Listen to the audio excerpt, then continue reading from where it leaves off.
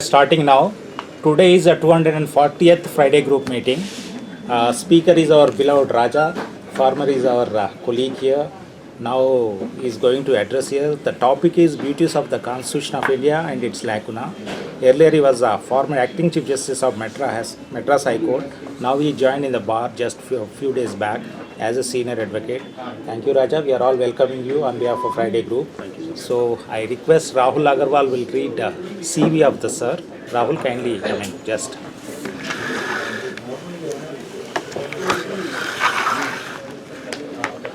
Thanks, Shashu sir, for giving me this opportunity. Sir has been retired from as the acting Chief Justice of Madras High Court on 25th of May 2023. Sir enrolled as an advocate on 22 of June 1988 in the Bar Council of Tamil Nadu. Sir practiced as an advocate in Madras High Court from 1988 till 1990. Sir shifted to Delhi in the year 1990 and practiced in CAD, New Delhi, High Court of Delhi, Supreme Court till 2008. Sir also appointed as the Central Government Standing Counsel in the Supreme Court. In August 1994, Sir became advocate on record in the Supreme Court. Supreme Court also empaneled as a panel advocate in Supreme Court Legal Service Committee in 2002 till 2008. In 2004, again, Sir was appointed as Group B panel advocate in Supreme Court. In 2006, Sir was appointed as a standing counsel for ESIC in CAT, New Delhi, High Court of Delhi and Supreme Court. Sir also served as standing counsel for Tamil Nadu, Dr. MGR Medical University for 10 years.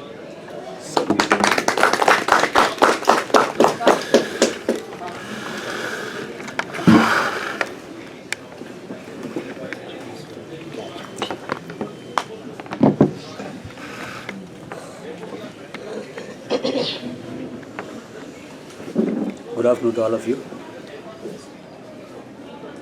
It really gives me immense pleasure to be with you here today to share some of my views on the topic Beauties of the Constitution of India and its Lacunae.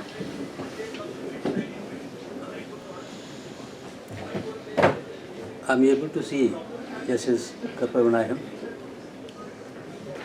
and other senior members of the bar.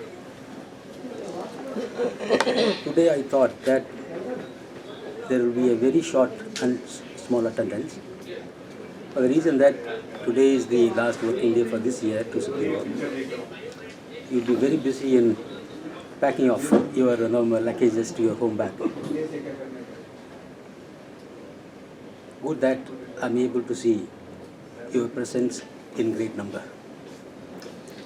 I thank Mr. G.Seshagiri for organizing, I would say with painful effort, this teaching to the younger members of the bar, keeping in mind that if a speaker comes and shares his rich exposure and experiences which he has got as a lawyer, as a judge, this will definitely go to the younger members of the bar and members of the bar.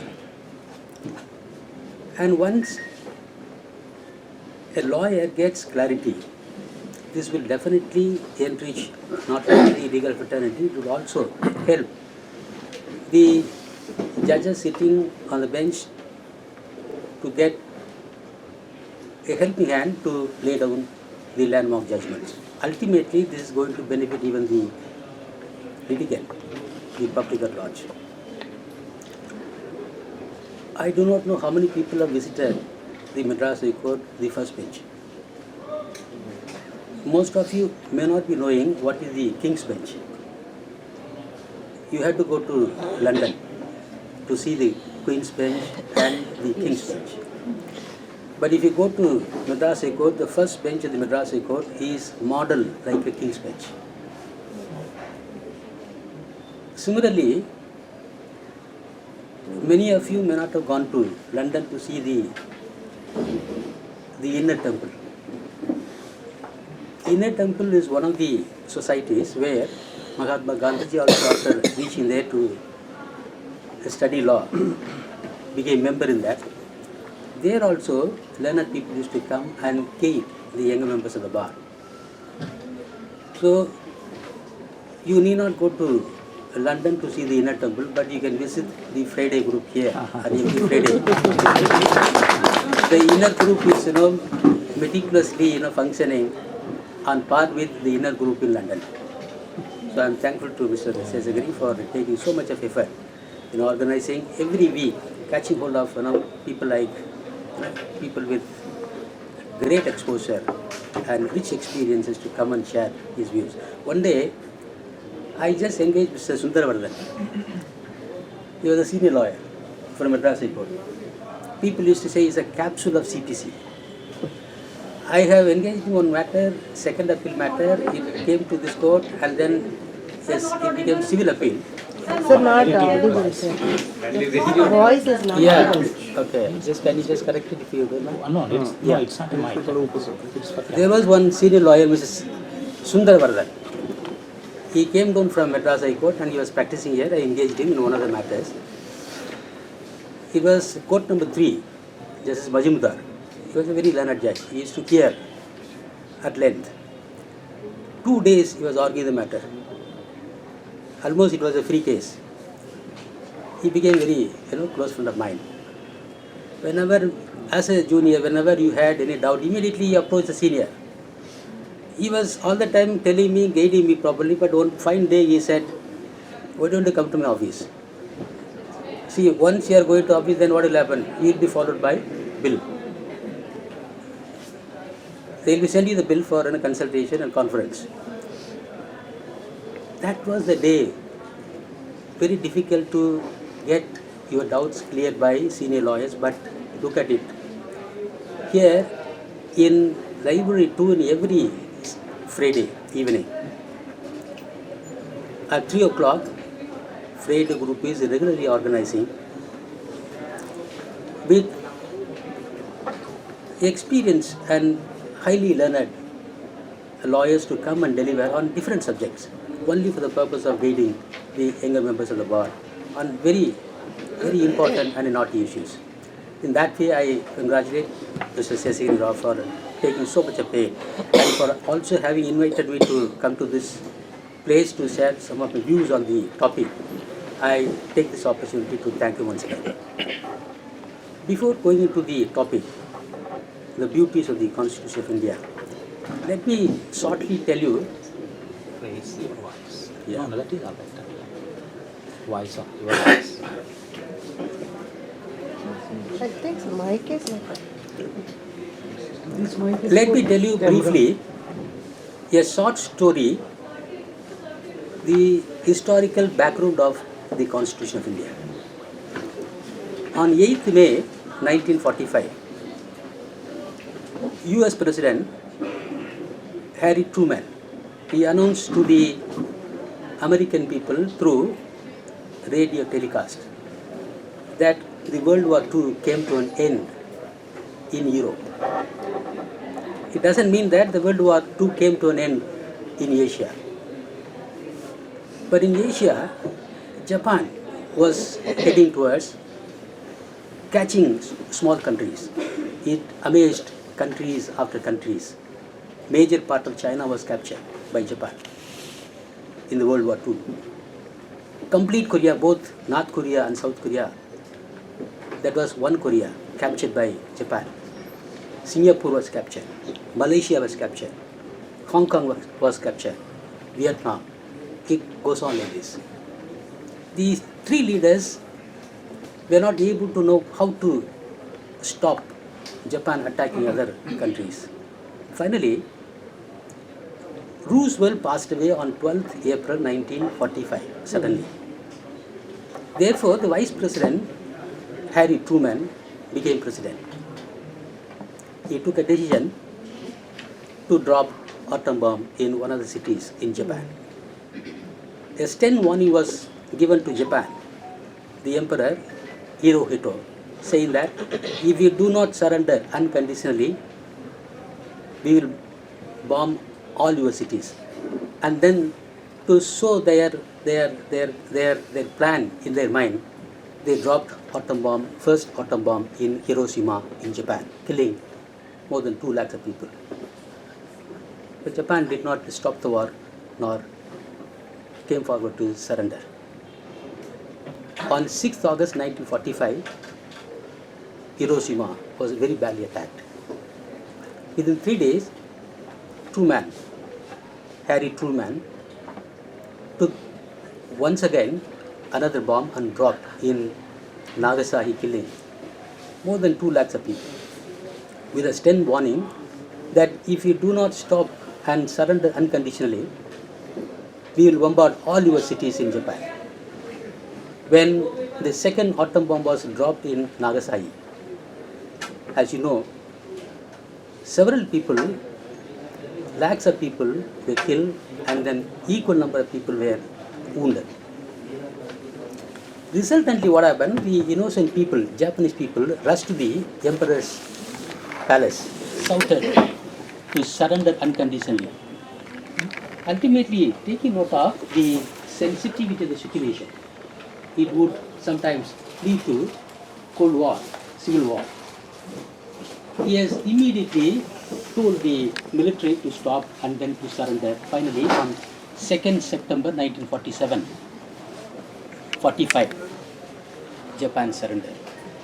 Finally, the World War II came to an end. Immediately thereafter, King George VI in UK, in United Kingdom, he has called up both the Prime Minister, the then Prime Minister, Winston Churchill, and the Labour Party leader to go to the people and face the election and get the mandate to come back to the Parliament. Because what happened, the general election in UK should have been held in the year 1940. But what happened, when the World War II was going on, they were not able to hold the election, general election. They allowed Winston Churchill to become Prime Minister, and he was not elected by the people. When the tenure came to an end in 1939, they allowed Winston Churchill, the Conservative Party leader, to continue. And then he dissolved the UK Parliament, telling all the parties to go before the people to get the mandate. Fortunately, in the election, general election, Winston Churchill was defeated. The Labour Party came with a thumping majority and elected Clement Attlee as the Prime Minister. Why I mention Winston Churchill it was happy news that Winston Churchill was defeated. Immediately after the election was over, and then Clement Attlee from the Labour Party was elected as the Prime Minister of UK. He has announced to the entire world on 20th February 1947 that the British India would be granted independence, freedom, by dividing the British India into 2 independent nations, India and Pakistan. Immediately, Winston Churchill, as a opposition leader, objected, saying that there was no leader in India to administer the nation, therefore please do not grant freedom or independence to India.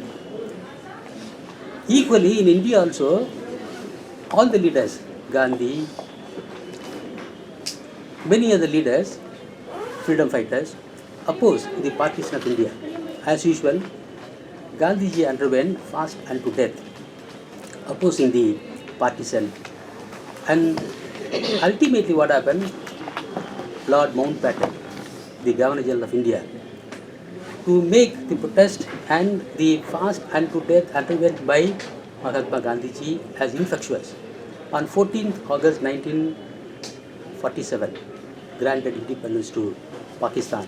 And on the next day, we had to accept the independence, the freedom, with partition on the next day, that is on 15th August 1947. This is how we became independent. On the day when we were given independence to both India and Pakistan, Lord Mountbatten granted independence to India with one condition. He said, King George VI will continue to be your king till you make your constitution, because you do not know who is to enjoy what power. The constitution alone will give you the power.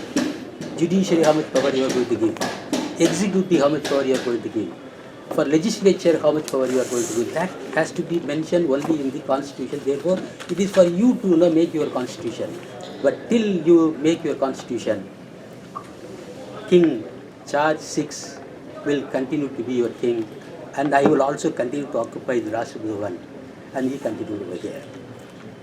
Immediately thereafter, when we got the independence on 15th August 1947, within 15 days, on 29th August 1947, the Constituent Assembly appointed a committee, the drafting committee headed by Dr. Ambedkar, with 6 more members, P.T. Krishnamachari, Alladi Krishnasamy, K.M. Munshi, and 3 other members to draft the constitution.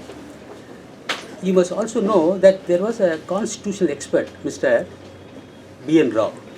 He was one of the constitutional experts. He was a district judge in West Bengal, and he was also elevated as a High Court judge, and he was the first judge from India to represent the International Court of Justice during the period 1952 to 54. One of the constitutional experts. He was also appointed as an advisor to the drafting committee. The drafting committee immediately gathered, started their work, and after taking 2 years, 11 months and 18 days, they completed the task of completing the constitution. But before that, when they have made ready the draft constitution, they place it before the public, inviting objections, suggestions for deletion, improvement, and for addition. More than 2,000 suggestions came forward. More than thousands of amendments were carried out, and finally, the Constitution was adopted on 26 January 1949. Some of the provisions came into existence. And if you see Article 393, Article 393 says, this Constitution may be called the Constitution of India. So therefore we call this Constitution, as per Article 393, the Constitution of India.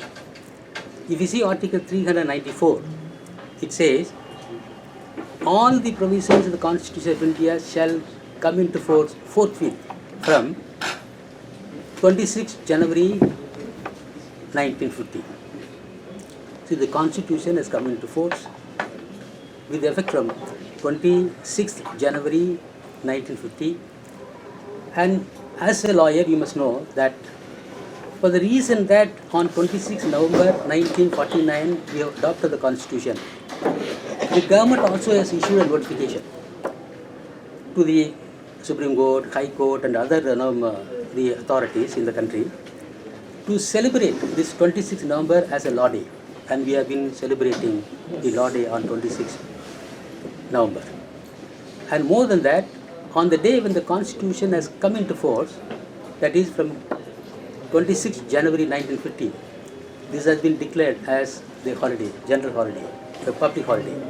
And we have been celebrating the Constitution that has come into existence, and by virtue of the Constitution, we have become sovereign, one of the sovereign power in the world.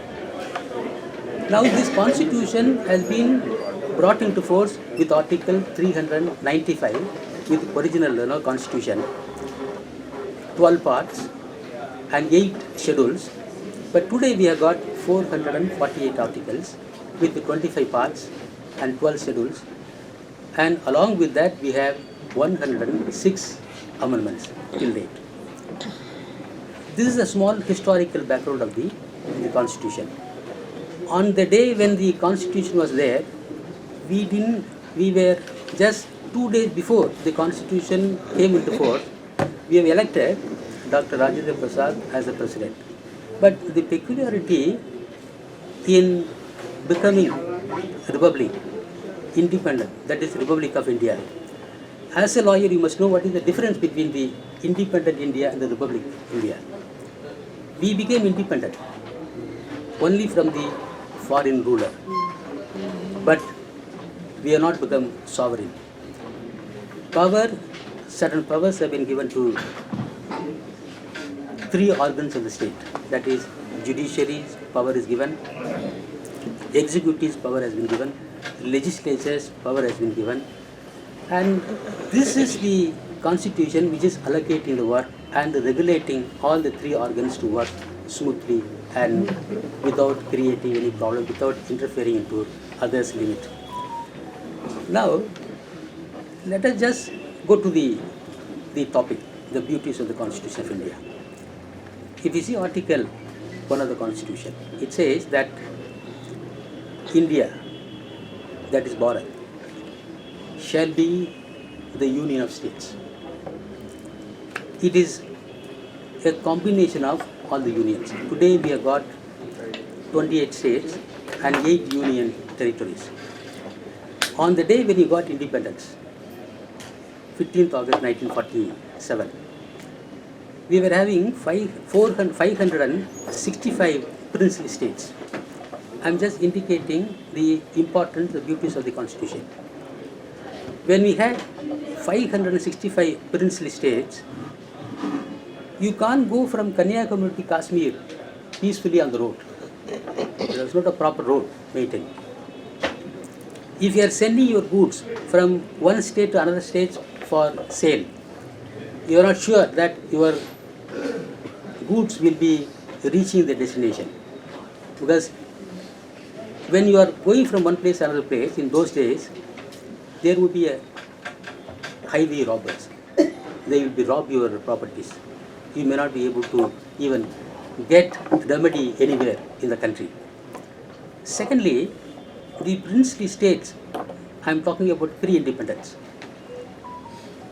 The princely states, the Rajas and Maharajas, they used to levy huge toll gates. They will be taking so much of taxes on you. But not only that, they used to fight with each other and for water, for a land. But after the Constitution of India has come into effect, all these states have been merged, put in one union. But 3 states refused to join Indian Union. The Nizam of Hyderabad, he refused to join Indian Union. Therefore, the Deputy Prime Minister, Patel, he was persuaded in the Nizam of Hyderabad. Ultimately, he was not accepting. Finally, he had to send army. After 3-4 days of war, and many casualties have taken place on the side of Nizam Hyderabad, he succumbed to the force and he joined with Indian Union. The Triangle Maharaja also refused to join. Again, military was to be sent, and after a weak fight, and an attempt was also made on his life, and finally he succumbed to the pressure and he joined the Indian Union. The Maharaja of Rajasthan, he said, I will go with the Pakistan, because he was offered huge concession by Jinnah. Jinnah said, you come to Karachi, you make use of the Karachi airport, you need not pay any tax, we will give you so much of other concession also. Trade and commerce can flourish. Therefore he said, I will be independent, I will not join with the Indian Union. Again, the persuasive took place. Ultimately he fell in line with Indian Union. Today, Article 1 says, India shall be the union of states. When we say the union of states, from Kashmir to Kanyakumari, freely you can go. If you see Article 19(1)(c), 19(1)(a) says that all citizens shall have the right to freedom of speech and expression. 19(1)(b) says all citizens shall have the right to form association or union. 19(1)(c) says all citizens shall have the right to move freely throughout the territory of India. So from one place to another place you can just move, only by virtue of Article 19(1)(c). And as a result, today we are all here now. I come from Tamil Nadu. The G.Seshagiri has come from Andhra. And you also people, many of you have come from your original, your states. And here we are, nobody can stop us because it is one union. And as a citizen, Indian citizen, we can vote in place. If you see Article 19(1)(d), all citizens shall have the right to reside and settle down in any parts of India. And then if you see Article 19(1)(g), it says that all citizens shall have the right to carry on profession, do your trade, commerce, anywhere within the territory of India. This benefit you are not able to have it now. But unfortunately, what happened?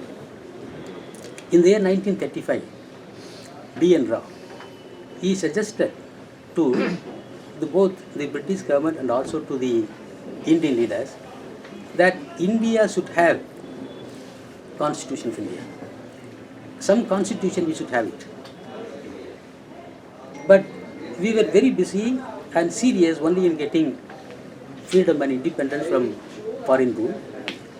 But therefore you are not concentrating in making your constitution, but no free hand was given to us to make our constitution. You know what happened? When this Mr. B.N. Rao recommended and suggested to have a constitution, we did not do that. In the year 1937, Burma was taken out from India. It was made as a separate Indian state. Once again, after 10 years, in the year 1947, India underwent partition. Pakistan went out. And then in the year 1971, if you see, Bangladesh went out from Pakistan. That is another aspect. But the region has gone out. And in the year, even after independence, in the year 1950, Tibet was part of India. But the Indian government thought fit on two reasons, that it should also be treated as a de facto independent nation.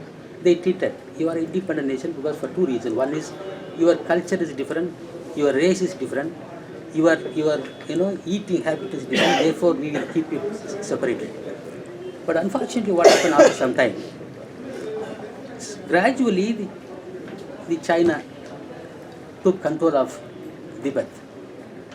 Understanding the problem that was undergoing, India finally had to accept and recognize Tibet as part of China. And we had the Constitution, Article 1. It says that India, that is Union of States, would have become one of the powerful nations in the country, with Pakistan, with Bangladesh, with Burma, with Tibet. And today, for the reason that we have got independence, for the reason that we have got the Constitution of India, we are able to enjoy free movement from one place to another place without even getting any permission from any state authorities. Now coming to the very interesting aspect, namely Article 12 and 13. I am just mentioning Article 12 for the purpose of understanding some issues in our discussion, in the future discussion. Article 12 says, state includes government and the parliament. It also says that government and the legislature of each state. State includes even local authorities or all other authorities in the territory of India having control by the central government. Just keep it for a while for the purpose of appreciating Article 13, 1, 2, 3 and 4. Article 13, 1 says that all laws in force in the territory of India immediately before the commencement of the Constitution, immediately before the commencement of the Constitution, in so far as they are inconsistent with Part 3 of the Constitution, shall be void. So if any act was enacted by the British government before the independence, if they go against Article 14 or if they go against Article 19, if they go against Article 21 and other the part 3 of the Constitution of India, this will be deemed to be a void one. Article 13.1. If you see Article 13.2, it says that the state shall not make any law that abridges or takes away the rights conferred by part 3 of the Constitution of India. That is first part. So the state cannot make any law taking away the fundamental rights guaranteed under part 3 of the Constitution of India. That is one. But if you do so, look at the how this is very clearly and very interestingly made. The second part says, even if the state makes any law that takes away or abridges the rights conferred by part 3 of the Constitution of India, that shall be void to the extent it is contravening the particular provision that rights conferred by part 3. To say why this in Article 13.1 and 13.2 has been brought into force, it has been embedded in the Constitution. You take the case of the India's Salt Act 1882, when before independence, when the British rulers have brought this act, this India's Salt Act 1882, it says that the manufacturing and the collection of salt could be had only from the official government depot. What does it mean? Individual cannot make any salt. Even you may be living on the coastal area, may be living on the seashore, but the salt is easily available. But the British government said, we are making this law, the India's Salt Act 1882. In 1882, there was nobody to oppose. Even Gandhi was not there in India. He came to India only in the year 1915. The Indian National Congress was born only in the year 1885. There was nobody to protest. But look at the act. This Article 13.1 and 13.2 are made only for the purpose of knocking away this type of constitution, this type of an act. Today, if the act like India Salt Act 1882 continues after the Constitution of India has come into force, automatically this has to be thrown out. If you just challenge it before the High Court under Article 226, or if you challenge it before the Supreme Court under Article 32, if you say that, look at Article 13.1, it says that all laws in force in the territory of India immediately before the commencement of the Constitution,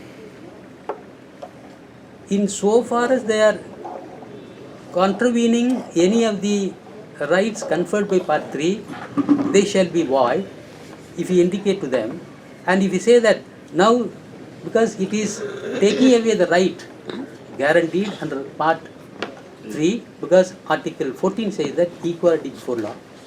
Article 19.1G, as I mentioned to you, that Article 19.1G says that all citizens shall have the right to practice any profession, to carry on any trade, commerce, business. But this is hit by this article, this Act 1982, the India Salt Act.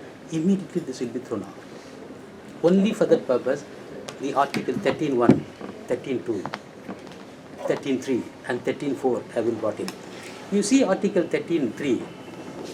13.3 says, before going to Article 13.3, I will just indicate one more example. If somebody, some local authorities in Kashmir, for example, or in Himachal Pradesh, they are appointing a company. In Kashmir, we have very high-breed opium, and that is sold for high rate. Himachal Pradesh apple is another rate. And if you import an apple from Canada, it is a high valued apple. That will be sold on high rate. Now, if one of the local authorities in Kashmir is appointing a trader, saying that the A company alone can procure the Kashmir apple from Kashmir, and only from a company we can purchase it. No other company will sell it. No other company can sell it. Again, the article, the judicial review, that is, there in article 13, 1, 2, 3 will come to your rescue. And if you indicate to them that the law is very clear that no state can make any law which will take away the rights conferred by Part 3 of the Constitution of India.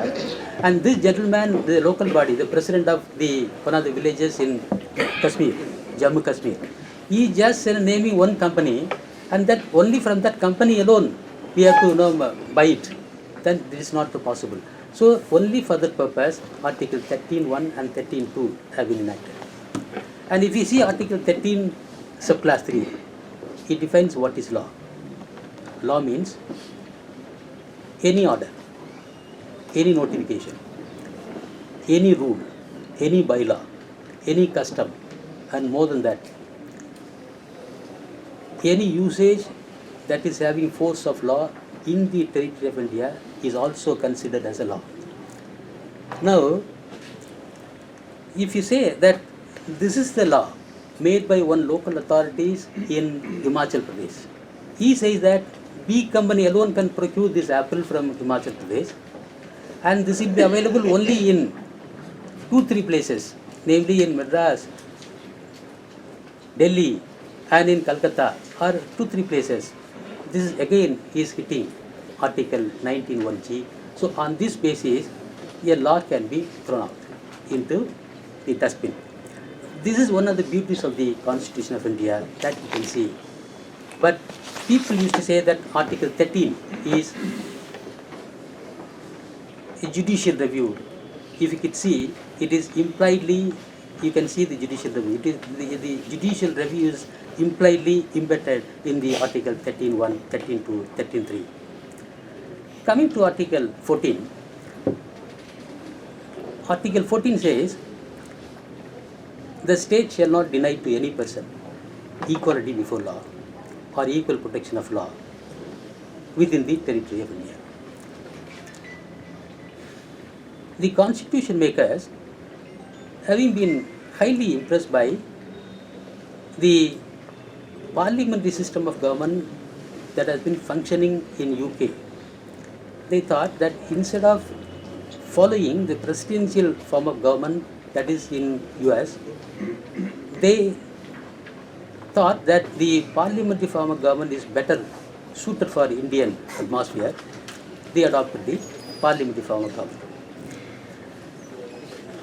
There was a discussion going on in the parliament saying that is before the Constituent Assembly, why can't we adopt the presidential form of government? Two good reasons were cited for adopting the parliamentary form of government. In the parliamentary form of government, every day the assessment can be made. The parliament is going on. You can just today mention to the speaker, and then with the help of the speaker, with the liberty taken from the speaker, you can bring in any issue. Immediately this can be sorted out. This can be brought to the concerned minister, concerned officer, concerned executive. But in the case of presidential form of government, this type of assessment can be done only periodically, once in a week, once in a month, or once in 6 months. Therefore, they thought, instead of going for the presidential form of government, we can go for the parliamentary form of government. When we adopted this parliamentary form of government from UK, second reason was also mentioned, saying that US got independence on 4th July 1976 from Great Britain. And subsequently, only very recently, this presidential form of government was born in US. Therefore, let us go and follow the parliamentary form of government, adopting the system that is properly working for the last 800 years in United Kingdom. Because the parliament was functioning for the last 800 years in UK. They also say that Britain is mother of parliament, the house of democracy. So we will follow that. But look at it. Look at the beauty of the Indian Constitution. Although we have adopted the parliamentary form of government from UK, the equality clause was not followed in UK till 2007. A finest lawyer who belongs to Roman Catholic cannot become Lord Chancellor in UK. In a way, no equality was well. When Tony Blair came to power as a Prime Minister in 2007, we have seen that how come a lawyer, a distinguished lawyer, a lawyer with a man of eminence, but he belongs to a Roman Catholic, but you are not accepting him as a judge, accepting him as a Lord Chancellor. Lord Chancellor is a post on par with Chief Justice of India. But only in the year 2007, this discrimination has been found out, and the Tony Blair has brought out a bill called the Removal of Discrimination Bill, and that has become an act that is called Equality Act in 2008. Only from 2008, this removal of inequality has taken place, but you take the case of India's constitution. From the day one we have adopted the constitution on 26 November 1949, which has come into effect from 26 January 1950. From the day one, Article 14 says that the state shall not deny to any person. Look at the word any person, it doesn't say that any citizens. If you see Article 15, if you see Article 16, it says that the state shall not discriminate against any citizen, Article 15. But if you see Article 14, it says that the state shall not deny to any person equality before law or equal protection of law in the territory of India. But we have been following. You take the case of India's example. In India, anybody from east, west, north or south or from any minority community can become Chief Justice of India. Justice Muhammad Hidayatullah, he became the Chief Justice of India. Not only that, he became Vice President. And more than that, he also became a President for a brief period of 1 month. So India doesn't have that inhibition. We have borrowed, no doubt, the parliamentary form of government from Britain, but we stand as a model to even to the Britain, who claims to be the mother of parliament, the house of democracy. And if we take the case of, but before going to other articles, I would also tell you another very interesting aspect. When the Equality Act 2008 was brought in, objection came from the Roman Catholic people, saying that we don't want that Equality Act. Look at the mentality of the people, how they were opposing even equality class. They said, we will be prosecuted. The Roman Catholic bishops will be prosecuted because the reason is, in Roman Catholic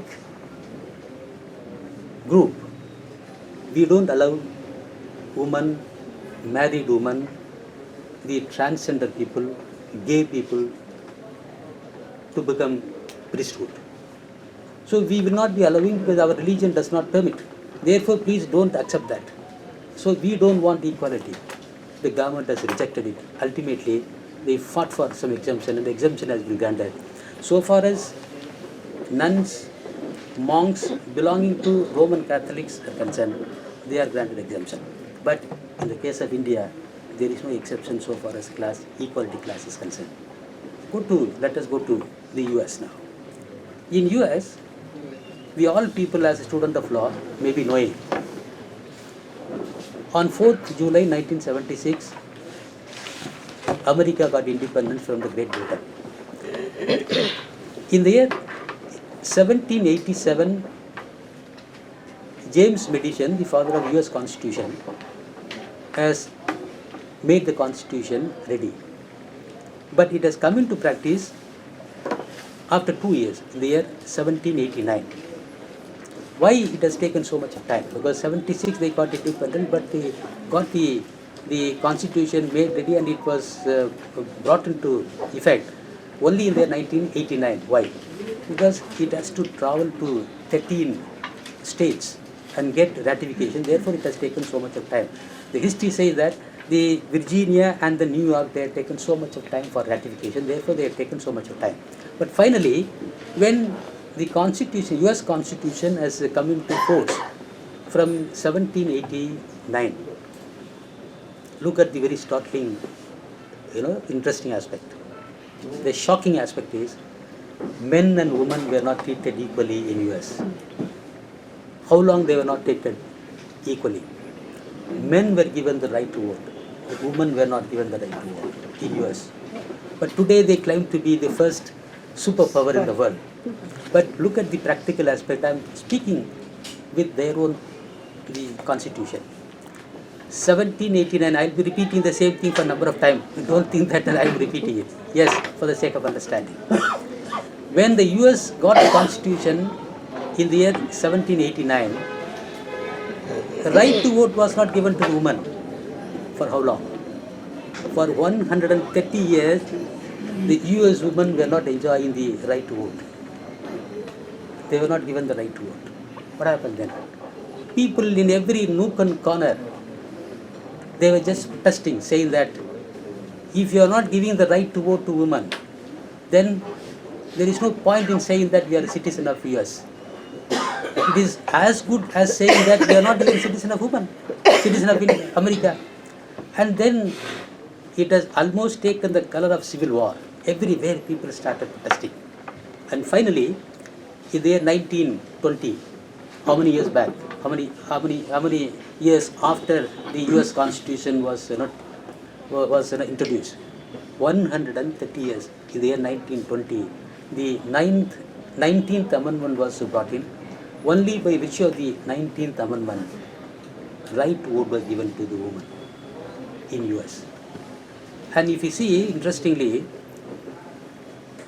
women were not even given the right to get employed in any of the state services. The first woman in US was appointed only in the year 1948. We got independence in 1947. The Harry Truman first time appointed one US woman in Navy for the first time only in the year 1948. And then coming to the next aspect, the yet another very interesting aspect is, I am just talking about the equality clause, that is Article 14 of the Constitution of India. From the day one we got independence, from the day one the Constitution of India has come into force, in letter and spirit we have been following Article 14. Not only Article 14, all the provisions of the Constitution of India we are following with letter and spirit. But in other countries, in other big countries, developed countries, you can't see this equality clause. There is one interesting case I must bring to your notice. There was a person called Myra Broadwell. The Myra Broadwell was wife working with her husband in the state of Illinois. Her husband is a lawyer practicing in the Illinois Supreme Court. When she was working as an intern, she wanted to practice. She moved an application. The law of the Illinois says that a lawyer, before becoming a lawyer, before practicing, he or she should get permission only from the Supreme Court. So he moved an application before the Illinois Supreme Court, stating that I have been working with my husband as an intern, therefore please allow me to practice. But the Illinois Supreme Court said,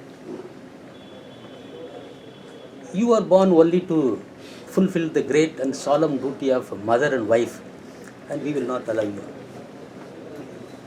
The reason I tell you, instead of telling from my own side, I would just read the reasons given by the Chief Justice of Illinois Supreme Court. He says, Justice Charles Lawrence said in his judgment that the courts of justice cannot push the popular reforms if we allow Myra Broadwell to become an attorney today. Look at the word. I'm just reading from the judgment. Then woman should be made as a governor. She should be made as a judge tomorrow. And then next she will be made as a sheriff. So therefore we do not want to accept. Look at the mindset. Look at India's circumstances. But we never thought that way. Even in the year 1949, when we adopted the Constitution, we said Article 14 will apply equally. Right to woman, right to vote. If you see Article 326, it says that anybody who attains the age of 18, whether man or woman, the moment you reach the age of 18, immediately you are enjoying the right to vote. The adult franchise has been guaranteed in the Indian Constitution, but that is not there, and this is the beauty of the Indian Constitution. And this is one part of the American history. And this is another part of the Constitution of America. And I would tell you one more thing, how the equality class is working satisfactorily, more than satisfactorily, and how we are standing as a role model to other countries. A shocking news, shocking case law. There was a person called Dred Scott. He was a slave. The Dred Scott was also purchased by one surgeon called one Sanford. The Sanford master purchased this Dred Scott and his wife Harriet in one place. The place is called Fort Snelling in US. He was moving to another place called Wisconsin. In Wisconsin, slavery was not in practice. It was forbidden. But what happened? These two slaves, the Dred Scott and the Harriet, they moved an application before the district court, St. Louis Circuit Court, seeking for an order, direction to the master to set them free. The district court said, we will not allow you to go away from your master, because your master, of course, has come from the one place, that is the Fort Snell, but when he is going back to the same place after doing his business in the Wisconsin, then he is entitled to go back with you. Therefore, we will not set you free. Look at it. He moved immediately the federal court. Appeal was filed. The appellate court has confirmed the order passed with the district court. The matter was taken up to the Supreme Court, US Supreme Court. When the matter was taken up to the US Supreme Court, look at the legal acumen of the great Supreme Court judges in the US. They said the black men are not considered as US citizens. The privileges and the rights being enjoyed by the US citizen cannot be extended to the black men. The African black men were completely denied the equality. And then after 11 years battle, the matter was given a political color. There was civil war in US. Why? Because the equality class which we are enjoying without any inhibition was denied over there. As a result, country faced civil war in the year 1861. For 4 years, the civil war has taken place between whites on one side and the black on the other side. Abraham Lincoln, the 16th US President, he wanted to end this slavery.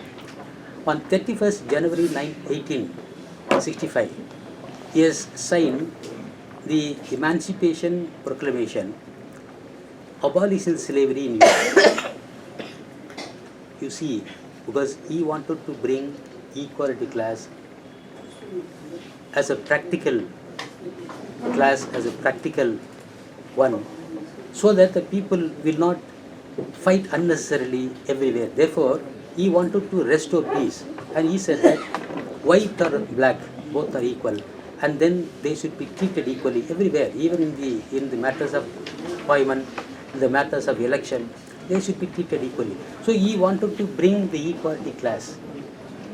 When he signed on 31st January 1865, he fought for equality. Look at the problem. Within 2.5 months, on 14th April 1865, he was assassinated. He was killed. But here is a case in one stroke of pen. If you see Article 17, untouchability is abolished. Only one stroke of pen, untouchability is abolished. The practice of untouchability is forbidden. The practice of untouchability is an offence, it is punishable. We don't have anywhere. If you see Article 15, the state shall not discriminate against any citizen on the ground of sex, race, caste, community, place of birth, region, or any criteria. If anybody wants to go to any hotel, if anybody wants to go to private hotel or any public worship, public temple, nobody can be discriminated on the ground of religion or a sex or caste or community. That has been, we have been following it up right from the day one. But in the case of other places, the equality clause was not followed. That is the greatness of the Indian Constitution. And if you see the European countries, in the case of, we always used to go to Switzerland. It's a very beautiful place. But look at the Switzerland. Till 1971, they don't consider women as a citizen. They granted the right to vote only in the 1971. If you go to Portugal, in Portugal, the right to vote was given only in the 1976. If you go to Bhutan, 2007. If you go to Saudi Arabia, 2011. And then only in the year 2018, the ban was imposed against them not to drive any vehicle. That ban was lifted only in the 2018. And if you go to South Africa, look at the pitiable state of affairs where the equality class was completely denied, and here in India we are enjoying without any inhibition. In South Africa, look at the interesting aspect. Again, women were not given the right to vote. They fought. Finally, in the year 1930, the right to vote was given only to the white woman. The black woman was denied. And then the black woman also fought against these people. There was a protest, there was almost a civil war-like turbulence had taken place. Finally, in the year 1993, the right to vote was given only to the black woman. So when India has been following the equality class from the day one, we are able to today march ahead of many other countries, and we are standing as a role model. In fact, we are given only... I'll suggest one thing. Yeah. As far as Lacunae is concerned, can we shift it to part 2? Yeah, Yes. part will. So this is the a brief introduction on the beauties of the Constitution of India. Due to the passage of time, we will meet on one more occasion, and there we will also discuss some part of the beauties of the Constitution, and then we'll go to the Lacunae part later on. Thank you so much. Please.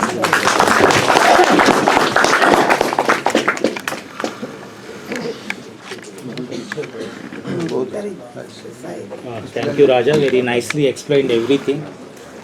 Indian freedom movement and World War and old history, evolution of our constitution, B.R. Rao's role, Dr. Ambedkar's role, and Dr. Rajendra Prasad's role, whatnot, everything, and princely states, how democracy evolved, and Article 14, 21, 17, 13 rights. Thank you very much. I request Geetanjali Sharma will give a vote of thanks. We'll continue in part 2. What are the other lacunas where the beauty we explained, Rajaji, and extra. We'll go.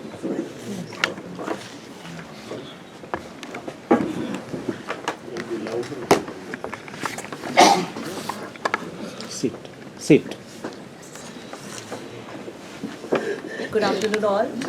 It is an immensely delightful moment for me to be offering vote of thanks on behalf of the Friday group to Mr. T. Raja, Senior Advocate, former Acting Chief Justice of Madras High Court.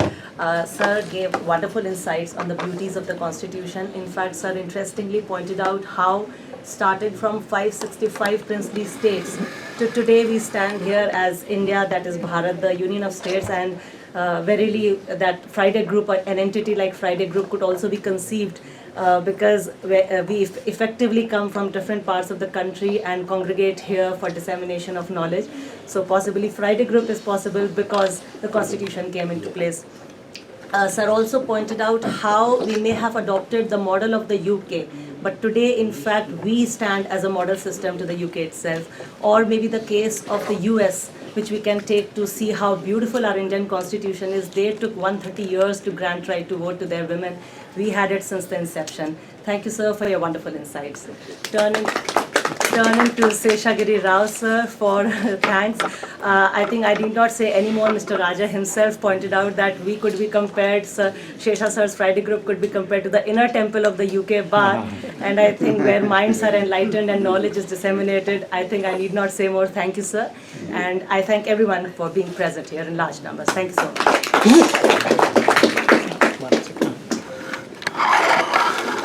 Thank you, Geetanjali. Very nicely expressed. Thank you very much. We'll go for part 2. So please join for cup of tea. We'll take the sir's signature, autograph, and any message.